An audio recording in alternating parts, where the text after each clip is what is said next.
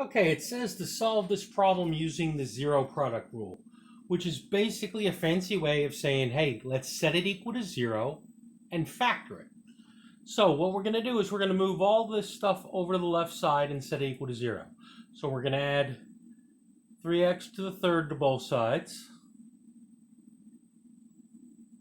And we're going to subtract 4 from both sides. Okay, so those will just zero out. And then over here, we're going to go ahead and write them in order. So we have 3x to the third plus x squared minus 12x minus 4. Now, so we got 4 terms here. So if you remember, when we were factoring and we had 4 terms, we would try to factor by grouping. So what I'm going to do is I'll look for what I have in common in the first 2 terms. And in the first 2 terms, I have a 3x to the third plus x squared. I'm going to factor an x squared out of both of them. That will leave me with 3x plus 1. Now I'm looking for a 3x plus 1 in my parentheses over here. I need to factor out a negative, and 4 goes into both of those, so I'm going to factor out a negative 4, which leaves me with 3x plus 1.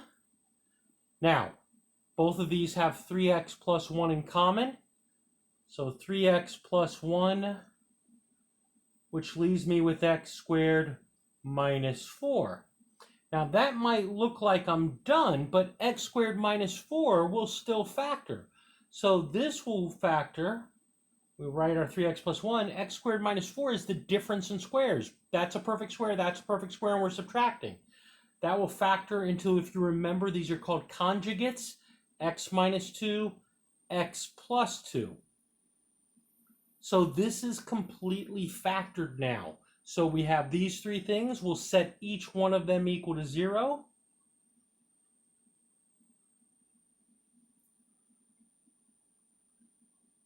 Okay. Now, go ahead and solve this one.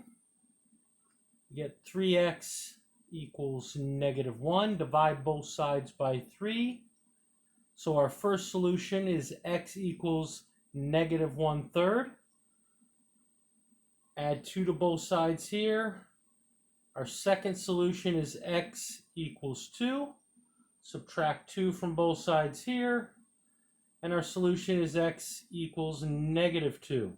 So our 3 solutions are negative 1/3, 2, and negative 2.